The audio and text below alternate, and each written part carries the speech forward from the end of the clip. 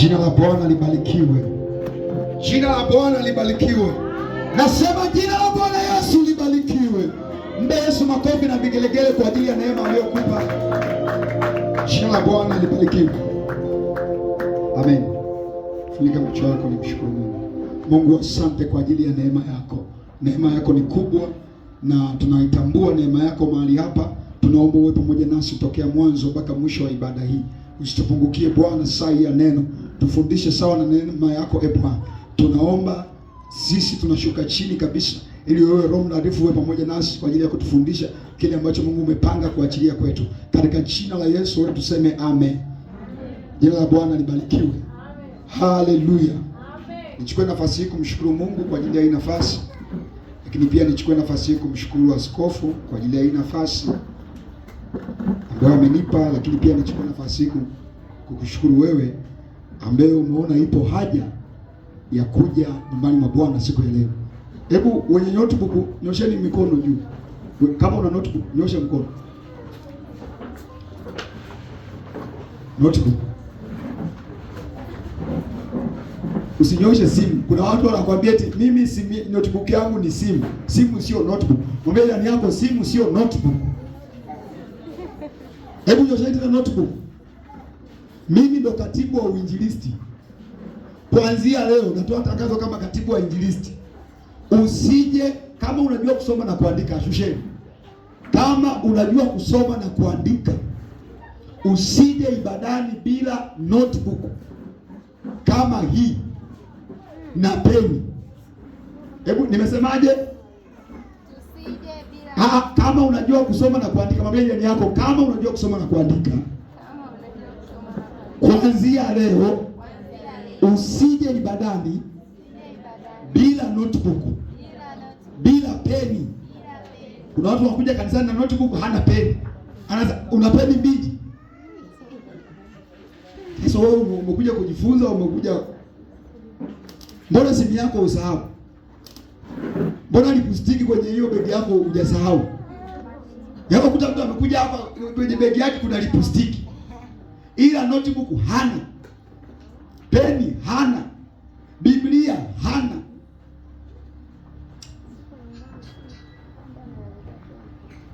Mungu awasaidie nyinyi.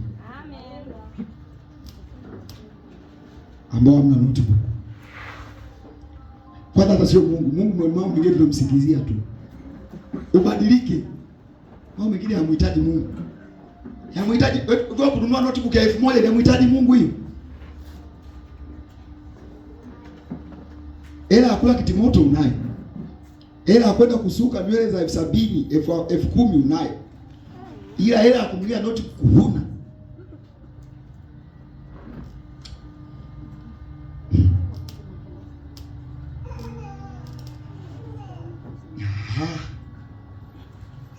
Umekuwa mkali eti. Bwana asifiwe. Mungu awasaidie jamani, mbadilike. Kwa wiki tunatumia 10,000 bando. Ile buku ya kununulia notebook huna. Kweli? Hela kununulia bado wa kuangalia TikTok yenyewe unaangalia vitu ambavyo havieleweki. Unaweza kuangalia siwe Masepeto amepata mtoto. Alafu buku ya kununulia notebook huna. Hela ya kukodia tamthilia za dunia sijui jua kali unayo. Tukia nyumbani kwako kila siku tunakuta unaangalia jua kali. Hela kupeleka library unayo, ile kununua notebook huna. Mungu atusaidie. Amen. Jina la Bwana libarikiwe. Wewe niishie hapa. Siongee sana. Nikaongea mpaka nikawakwaza watu waliokuja ibadani. Lakini kama ukikwazika kwa sababu jana na notebook hiyo sio shida yangu, hiyo ni shida yako mwenyewe. Tena ushukuru Mungu. Yaani watu ambao hamna notebook nikitoka hapa ilibidi nichangie hela ya kitimoto kwa sababu mimi nawapenda. Na nawaambia ukweli. Mtu anayekuambia ukweli ndio mtu anayekupenda. Amen. Yaani inabidi mtoke hapo mchangie, jamani mtumishi hebu tuchange hela akale kitimoto kwa sababu anatupenda. Mimi nilikuwa nimeacha kabisa kuongea mambo ya notebook. Lakini kwa sababu nawapenda siwezi kusimama hapa naongea na hubiri vitu vya msingi. Alafu wewe huna notebook, uandike popote. Hii ni changamoto sana. Jina la Bwana libarikiwe. Leo tunaenda kujifunza somo moja muhimu sana. Hebu sema, leo tunaenda kujifunza somo moja muhimu sana. Somo letu leo linakwenda kwa jina la nguvu ya mahusiano bora katika kukufanikisha duniani. Wote tuseme nguvu ya mahusiano bora katika kukufanikisha duniani. Jina la Bwana libarikiwe. Haleluya. Ukisoma Biblia utakuja kugundua hakuna hata mtu mmoja ambaye alishawahi kufanikiwa bila kuwa na mahusiano bora. Jina la Bwana libarikiwe. Sio tu ukisoma Biblia, katika dunia hii tulionayo hakuna hata mtu mmoja ambaye alishawahi fanikiwa kwenye eneo lolote lile basi na kuwa na nini? Mahusiano bora. Na ndio maana wanakuambia katika kila mafanikio ya mwanaume kuna mwanamke yuko nyuma. Maana yake hapo ni nini? Mahusiano. Katika kila mafanikio ya mwanaume kuna mwanamke yupo nyuma. Maana yake katika haya mafanikio ya mwanamke kuna mwanaume ambaye alihusiana na huyu mwanamke kupata mafanikio aliyoyapata. Jina la Bwana libarikiwe. Haleluya. Haleluya. Ukisoma Biblia kwenye kile kitabu cha Mwanzo sura ya 2 mstari wa 18. Mwanzo 2:18 Biblia inasema hivi. Bwana Mungu akasema, si vema, hebu sema si vema, mtu awe peke yake. Anasema nitamfanyia msaidizi wa kufanana naye. Jina la Bwana libarikiwe. Mungu aliumba dunia na kila alipoumba akasema ni vema sana. Kwa mara ya kwanza katika kazi ya Mungu, Mungu anasema this is not good. Biblia inasema it is not good for this man to be alone. For the first time. Inabidi uwe makini sana pale ambapo Mungu anafanya kazi yake, akasema kuna kitu akijaenda sawa hapa. Nimeumba milima, nimeumba mwanga, nimeumba kila kitu, lakini something is not right. Kuna kitu hakiko sawa. Huyu yuko pekee. Lazima nimtengenezee mtu atakaohusiana. Kwa hiyo jambo la kwanza, kabla Mungu hajamtafutia Adamu mchungaji, alimtafutia mtu wa kufanya nini? Kuhusiana naye. Kabla Mungu hajamtafutia Adamu rais wa nchi yake au mwenyekiti wa kitongoji, alimtafuta mtu wa kufanya nini? Kuhusiana naye. Mahusiano yako yana umuhimu mkubwa sana. Jina la Bwana libarikiwe. Mungu mwenyewe aliona kwamba huyu mwanadamu hawezi kuishi peke yake. Nitamtafutia msaidizi. Okay, ukisoma pia kwenye Mhubiri sura ya 4 mstari wa 12. Mhubiri sura ya 4 tuanzie mstari wa 9 mpaka wa 12, lakini tutasoma mstari mmoja tu. Mhubiri 4:9 maandiko yanasema hivi: afadhali kuwa wawili kuliko mmoja.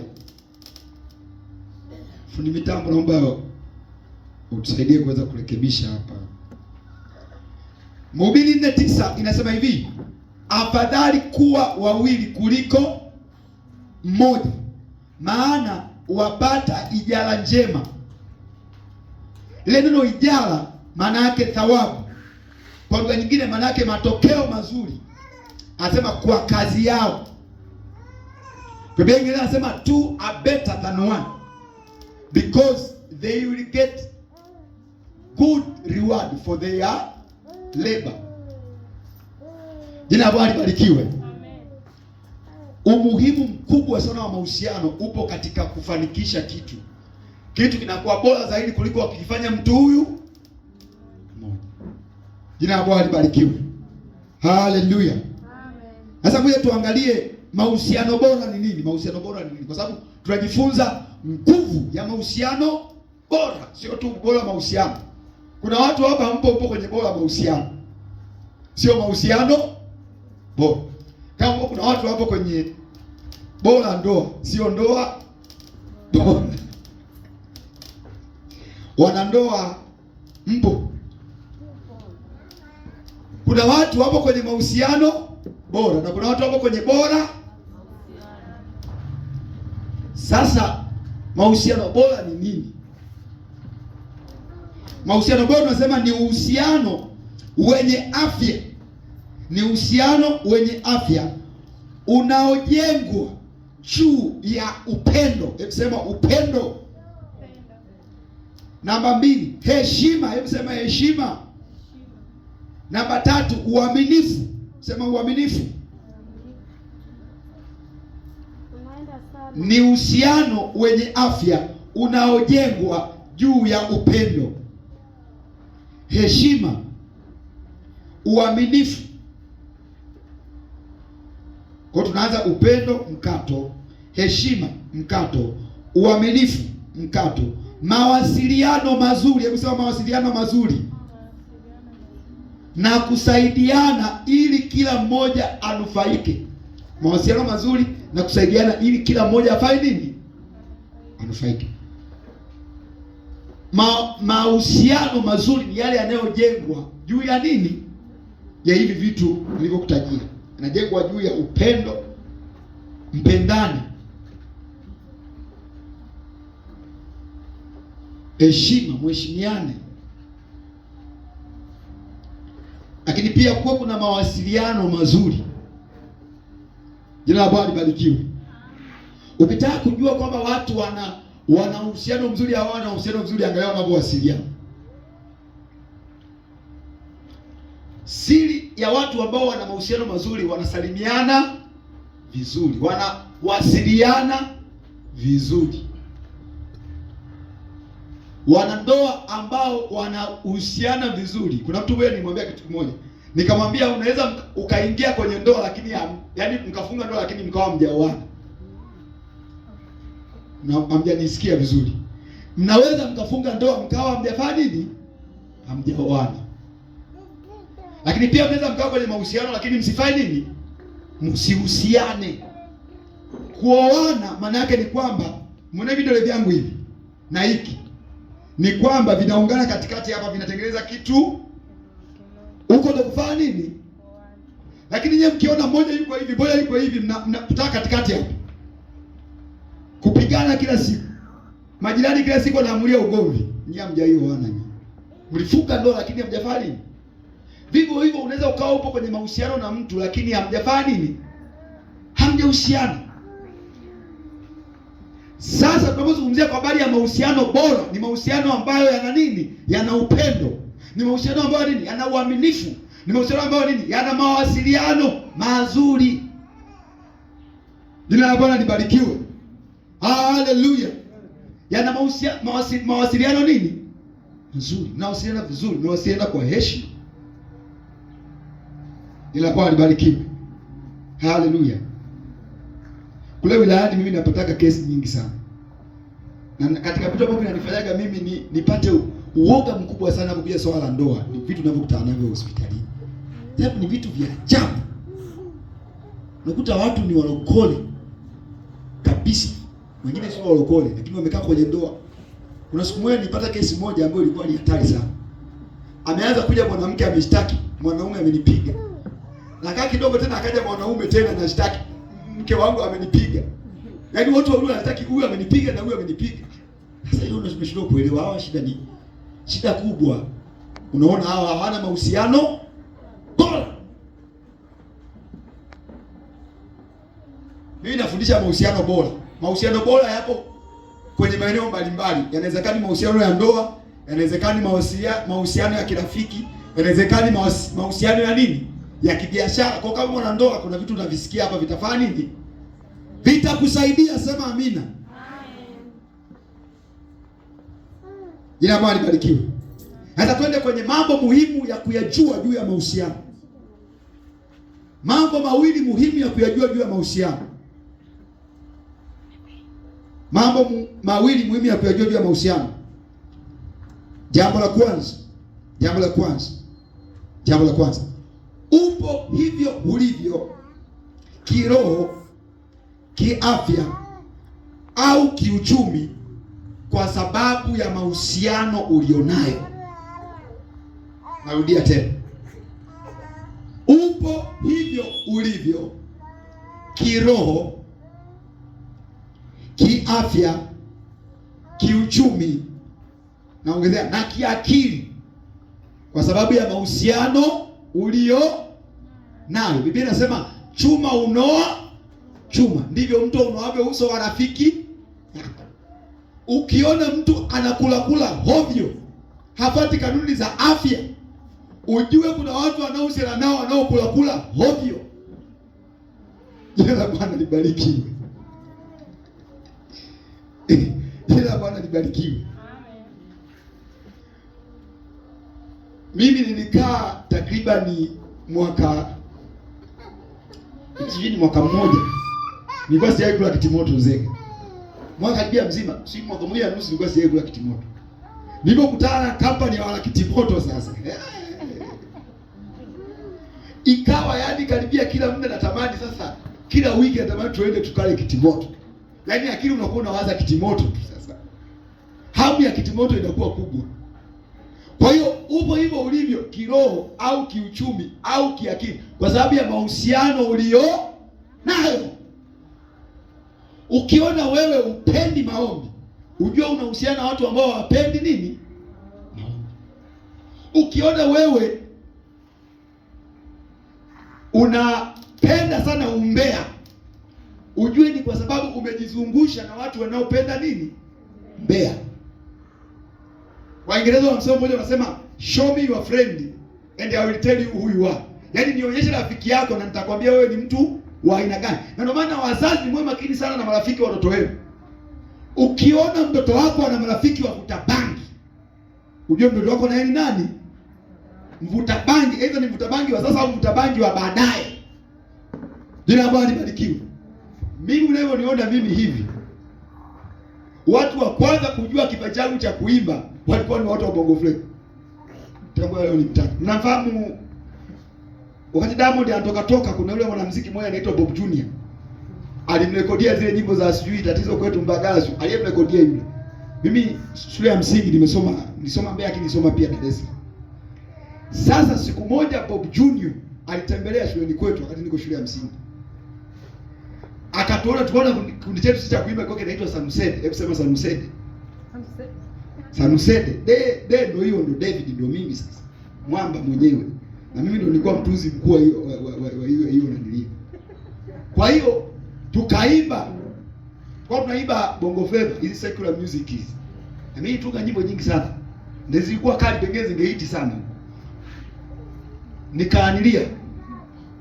Akatusikiza tunaimba. Akatupa ofa ya kwenda kurekodi. Tukafanya mazoezi. Ikashindikana sio kitu gani hatukwenda kurekodi. Kwa Bob Junior alitupa ofa ya kwenda kurekodi wimbo mmoja. Lakini Mungu akazuia akasema huyu kijana japokuwa anataka kudeviate huyu ni mtumishi wangu. Mungu akazuia kile kitu. Lakini kitu gani kilinifanya mimi niimbe Bongo Flava? Kwa sababu ya kuhusiana na watu ambao ndani yao wamejaa Bongo Flava. Ina Bwana ibarikiwe. Kuna watu niliwaambia kitu kimoja hakunielewa. Nikamwambia mimi mdada yoyote ambaye kwenye simu yake kuna wimbo wa Zuchu simuoe. Siwezi kumuoa. Hata waniambie tunakupa bure, siwezi kumuoa. Walinishangaa sana watu. Sasa wewe David unataka malaika muumbe mwenyewe sasa. Ni bora nibaki kama Paulo, lakini kuto kuoa mdada ambaye anasikiza nyimbo za Zuchu. Siwezi kuoa. Na dada niwaambie kitu kimoja. Kitu ambacho hamjui dada ambao mjaolewa, tunawachunguza kuliko mnavyofahamu nyinyi. Amen. Yaani tunawachunguza, tunaingia TikTok kwenu, tunaangalia status tunazoposti. Wewe unaweza ukapost tu unajiweka tena unajisnap unaona uko huru tu. Tafika miaka 40 utafuta hata anayepumua atakosekana. Jina la Bwana libarikiwe. Upo hivyo ulivyo kutokana na watu waliokuzunguka, watu unaohusiana nao.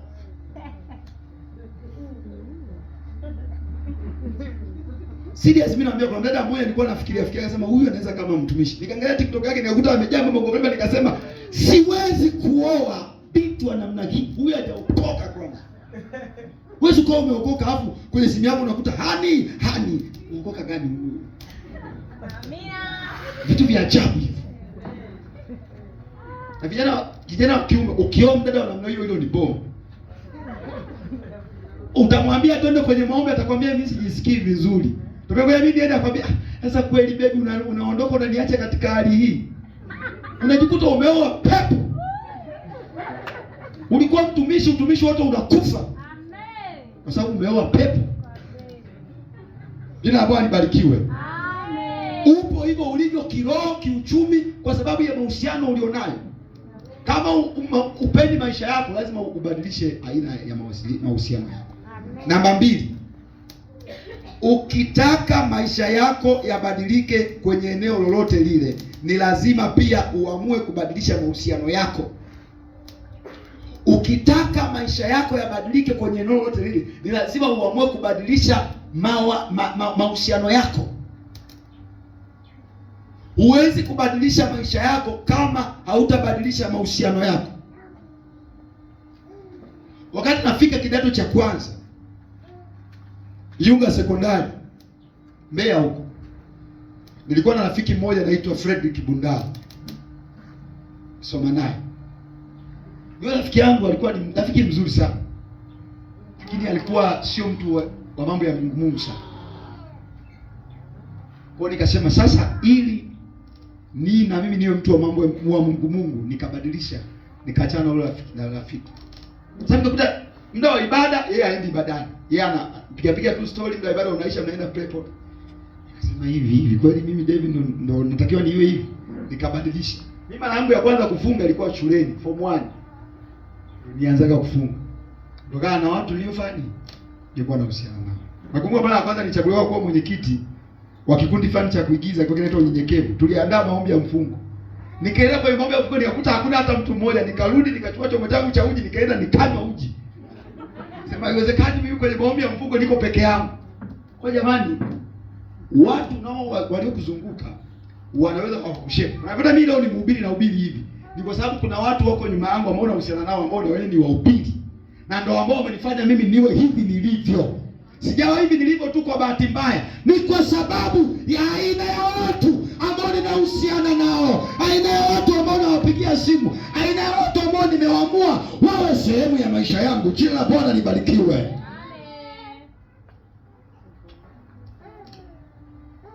Huwezi ukawa zaidi ya mahusiano ulionayo. Hata hela wazazi walifanya utafiti kugundua kwamba fedha zako ulizonazo ni wastani ya watu 5. Hata ukiangalia ile unazozipata, ukikusanya watu 5 wako karibu, kama watu wako karibu wote, watu 5 wa karibu wote wanapata laki, na utajikuta na wewe unakuwa lakionea. Kwa hiyo ili na wewe utoe kwa lakionea, wewe milionea, anza kujipenyeza kwenye cycle ya mamilionea. Hamjanielewa ninachokisema? Kwa sababu ukikaa na marafiki zako ambao ni lakionea, mtapiga stories za lakionea tu. Lakini mamilionea wanapiga stories za mamilionea tu. Akili yako inafunguka. Jina Bwana libarikiwe. Hallelujah. Mimi hapo kuna rafiki yangu mmoja, mimi nilikuwa nawaza tu kawaida.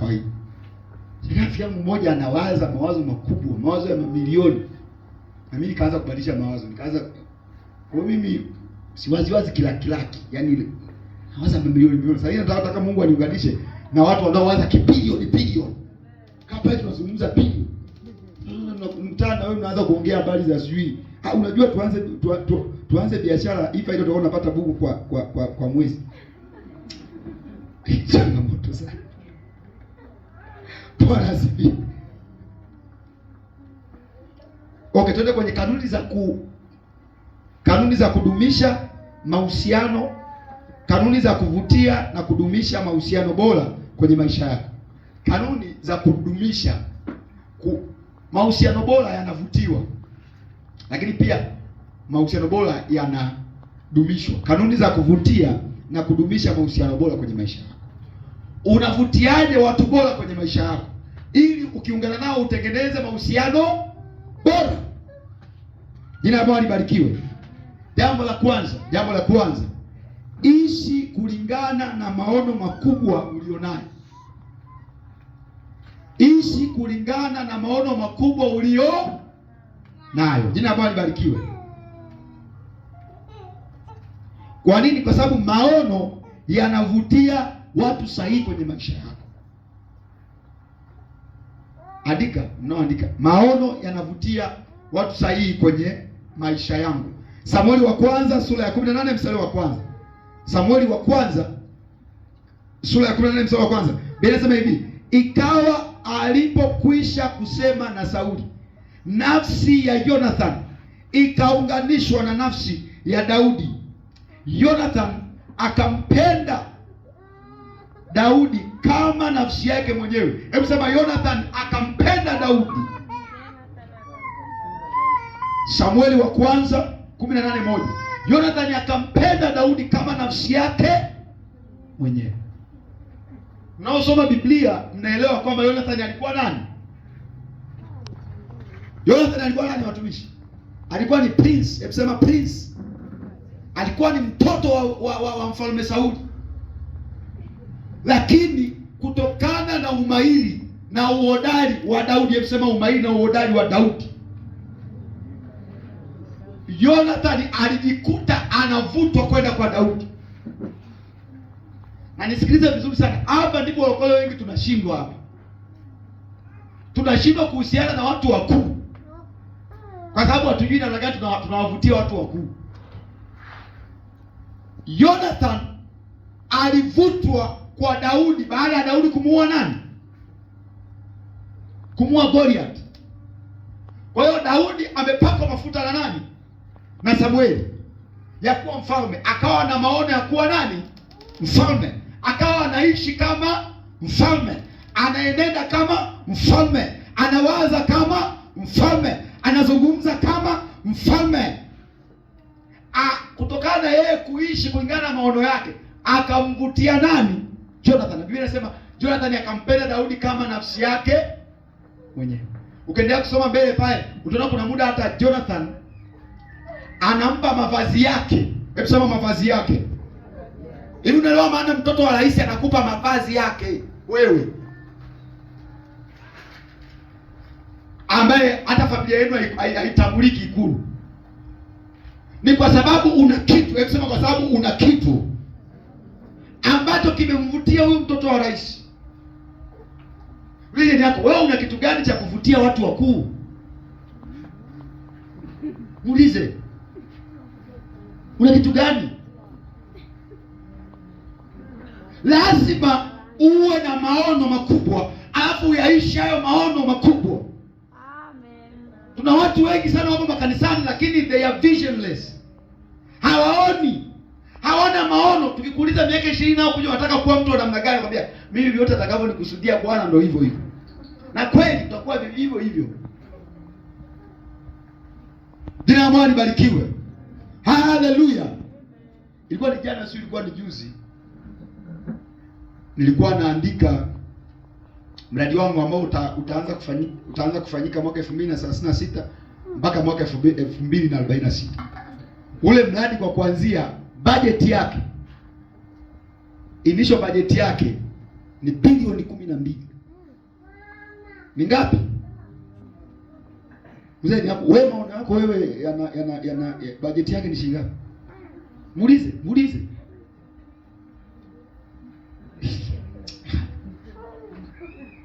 Kama maono yako hayakutishi, hayo sio maono. Ni lazima uwe na maono, afu yaishi hayo maono, ndipo Mungu atakuletea watu sahihi. Ndio watu sahihi watavutiwa kuja kwako. Kwa baba mpo hapa. Mimi maono yangu, hakuna mtoto wangu hata mmoja ambaye ataajiriwa sehemu yoyote ile. Watoto wangu wote watafanya kazi kwenye family project ya kwangu mimi. Amen. Unaweza watoto wanategemea wataajiriwa na TAMISEMI kweli? Karne hii kweli? Karne hii ya akili bandia, AI inakuja inachukua kazi za watu. Ni lazima uwe na maono makubwa. Mabaya yako lazima uwe na maono makubwa. Kwanza niliwapa kazi. Nakumbuka ile kazi nilitoa ni mwaka jana mwaka juzi. Nikasema wanaume wote waandae maono ya family project zitakazoishi zaidi yao. Wangapi walifanya ile kazi? Shida ni kwamba mimi ninapoongeaga hapa mnajua ni David anaongea. Hiyo ndio shida yenu. Na ndio shida hata wanazaidi kwa hivyo. Musa anaongea, anajua ni Musa anaongea. Kumbe ni Mungu anaongea kupitia Musa. Amen. Kuna vitu mimi nikiongea hapa sio David anaongea, ni Mungu anaongea na wewe. Sasa wewe ukichukulia simple, sasa ni David tu anaongea. Haya. Natoa tena hii kazi. Wewe wakupuuzia puuzia. Kila mwanaume hakikisha unakuwa na maono. Kama huna, mwambie Mungu akwambie. Maono ya kuwa na family project ambayo itaishi zaidi ya kwako, zaidi ya watoto wako na zaidi ya wajukuu wako. Biblia inasema hivi ya kwamba nyumba na mali ni vitu mtu hupata kutoka kwa nani? Baba. Na Biblia inasema hivi, mtu mwema huacha urithi kwa wana wa nani? Wa nani? Elimu sio urithi. Ndio baba siku hizi ni wajanja. Mwanangu, unajua sina urithi wote naokupa zaidi ya elimu. Elimu sio urithi.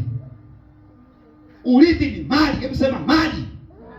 Project. Kwa baba mpo. Ubaba sio tu kuwa na ndevu. Ubaba sio tu kuvaa suruali. Sifa moja ya mwanaume, sifa ya kwanza mwanaume ni maono. Hebu sema maono. Vision. Mwanaume lazima uwe na vision. Binti anaojaolewa akija kijana wote kuchumbia, swali la kwanza muulize, niambie vision yako.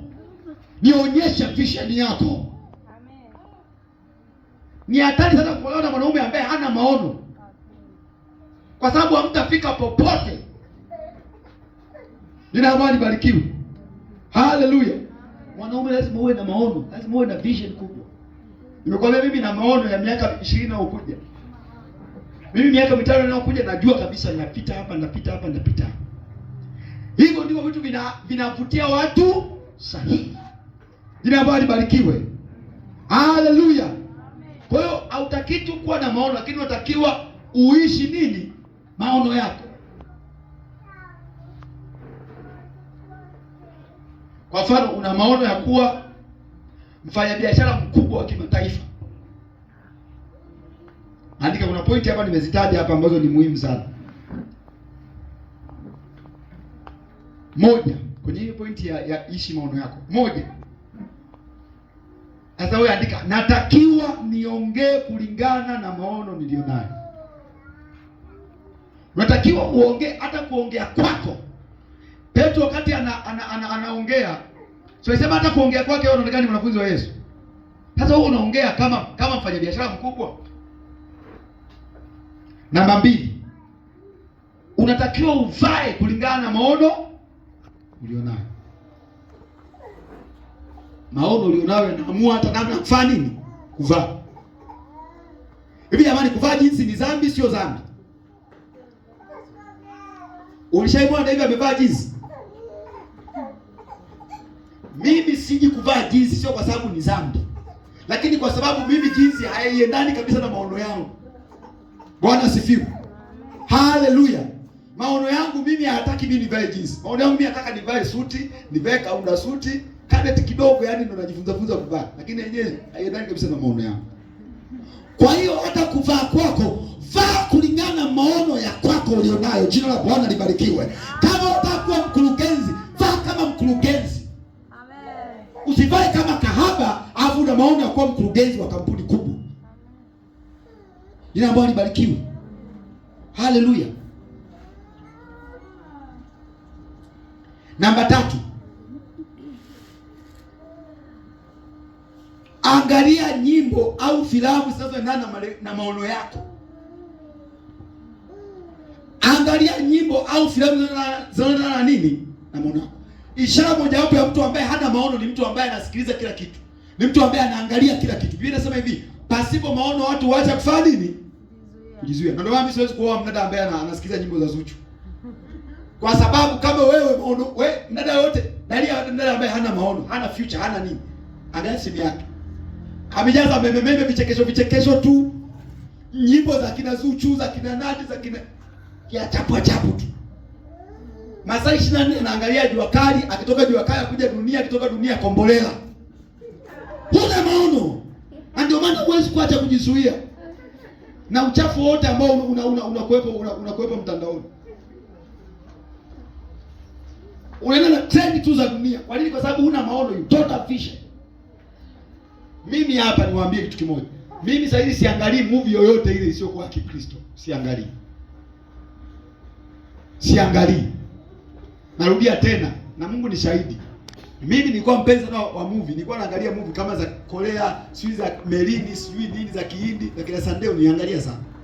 Lakini kulingana maono yangu, sasa hivi mimi siangalii kila kitu. Nalinda mama mjamzito, ili ujauzito wake ufike ni lazima afanye nini? Ajizuie baadhi ya vitu. Mtu yoyote ambaye una ujauzito wa maono lazima ujue kitu gani. Kama wewe mjauzito wa maono utaki kutumia. Mithali 4:23 wanasemaje? Linda sana moyo wako kuliko vyote uvilindavyo, maana ndiko zitokazo chemchemi za nini? Za uzima. Maono yako yapo kwenye moyo wako. Moyo wako ukivilisha vitu vya ajabu ajabu, utafanya nini? Maono yako hawezi kutimia. Vijana, kuweni makini sana nyimbo mnazozisikiliza, movie mnazoziangalia, picha mnazoziangalia mtandaoni, video unazoziangalia, kwa sababu zina uwezo wa kuharibu kabisa maono yako yasitimie. Jina la Bwana libarikiwe. Namba 2. Sema unachofanya na fanya unachosema. Narudia. Sema unacho na fanya unacho. Mithali 20:6. Mithali 20:7 inasema hivi, watu wengi watangaza kila mtu wema wake mwenyewe, bali mtu aliye mwaminifu ni nani awezaye kumjua? Watu wengi, kila mtu anatangaza wema wake mwenyewe, lakini mtu aliye mwaminifu ni nani awezaye kumjua? Kila mtu anakuambia mimi ni mtu mwaminifu sana. Mtu anakuja kukopa anakuambia, yaani mtumishi, yaani wiki ijayo tu sio kama leo nakurudishia hela yako. Wiki sasa itabadilika, itakuwa mwezi, itabadilika mwaka, hajakulipa hela yako. Fanya unachofanya nini? Wale tuseme fanya unachosema. Na sema unachofanya. Uwe mwaminifu. Huwezi kuvutia watu sahihi utakaotengeneza nao mahusiano bora kama sio mwaminifu. Na walokole wengi hapa mmekwama. Walokole wengi sio waaminifu. Leo hii ni bora ukamkopesha hela mpagani kuliko kumkopesha hela mnokole. Sababu walokole wengi sio waaminifu. Walokole wengi wamekuwa matapeli, wazulumaji.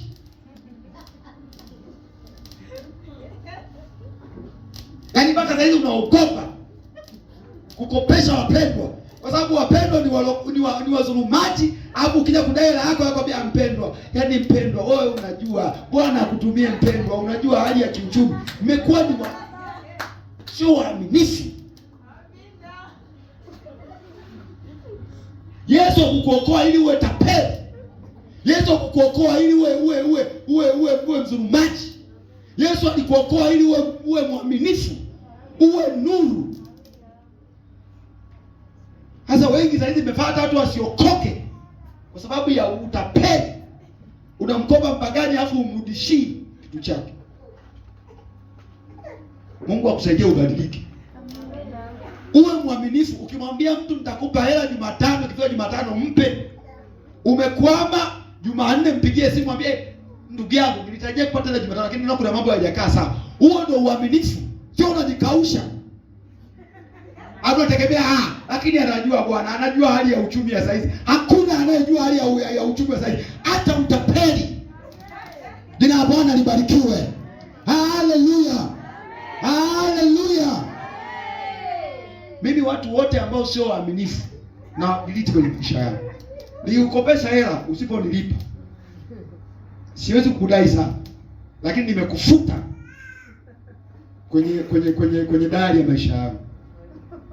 Kwa ukija siku nyingine hata kama una shida ya 500 usitegemee kupata kwangu. Kama nitakupa basi nimeamua kukupa kama kukupa. Lakini usitegemee kwamba nitakupa. Jina la Bwana libarikiwe. Ni lazima walokole tubadilike, maisha yetu yamlingane Kristo, hata kwenye hela, hata kwenye mambo mengine. Uwe ni mwaminifu. Ufanye unachokisema na useme unachokifanya. Sio unachokisema unachokifanya ni vitu vitatu tofauti. Jina la Bwana libarikiwe. Tubadilike hivyo. Unaweza ukapoteza watu ambao wamekuja kwa ajili ya muujiza wako afu kwa sababu ya kutokuwa mwaminifu. Mchungaji naanza kukupa shida tu hapa. Mama fulani anamdai hajanipa mpaka kesho. Kwa hiyo kesi za mchungaji kusolve hizo. Sasa mama ni changamoto kubwa iko hapo. Baba si sana. Mama sana. Namba tatu, tenda yale unayotamani watu wakutendee. Mathayo 7:12. Tenda mambo unayotamani watu wakutendee. Mathayo 7:12. Biblia inasema hivi, basi yoyote mtakayo mtendewe na watu, nanyi watendeeni vivyo hivyo. Maana hiyo ndio Torati na manabii. Mathayo 7:12. Kwa hiyo ili uvutie watu sahihi, yale unayotaka watu wakutendee na wewe tenda. Unataka kujifungua watu wakuje kukutembelea na wewe tembelea wenzako. Unataka ukiumwa watu waje kukuona na wewe kaone wagonjwa. Kuna watu ni mabingwa wa kulaumu lakini wao hawafanyi vile ambavyo wanataka wenzao hawafanyii. Uweze kuvutia watu sahihi kama wewe ufanye vile ambavyo unataka watu wakufanyie. Jina la Bwana libarikiwe. Namba 4. Jitoe kikamilifu kwenye maisha ya watu wengine. Jitoe kikamilifu kwenye maisha ya watu wengine na watu watajitoa kikamilifu kwenye maisha yako. Luka 6:38. Luka 6:38 Biblia inasema hivi, wapeni watu vitu nanyi mtapewa, kipimo cha kujaa kilichoshindiliwa na kusukasukwa na kumwakika. Maana yake unachowapa watu ndicho na utafanya nini? Utapata. Jina la Bwana libarikiwe. Haleluya. Haleluya. Jitahidi kujitoa kwa ajili ya maisha ya watu wengine. Mwenzako ana birthday, nenda kanunue hata kitu zawadi ya 1000 mpelekee, nunua hata pipi mpelekee. Unapanda kitu na wewe utakuja kufanyiwa. Mwenzako ataozesha mtoto, hata kama umeshindwa kuchangia basi mpe hata 5000 kama Mungu akusaidie. Sio mwenzako anaozesha mtoto upeleke hata buku. Siku unaozesha mtoto wako anataka kanisa zima likuchangie. Wakati wewe ujitoi kwenye maisha ya watu wengine. Ni lazima ujitahidi kujitoa kwenye maisha ya watu wengine. Mimi ni mmoja wa watu ambao nilikuwa sipendi kabisa mambo ya michango hii ya kijamii na vitu kama hivyo, lakini sasa hivi nimebadilika. Hizi angalau na mimi nahusia na mambo ya jamii. Kwa sababu unachokifanyia kwenye jamii na wao watakufanyia hivyo. Kuna watu hapa kanisani tunatangaza michango ya misiba, hajaitwa hata siku moja. Ila yeye akifiwa sasa. Yaani hawajaichangia.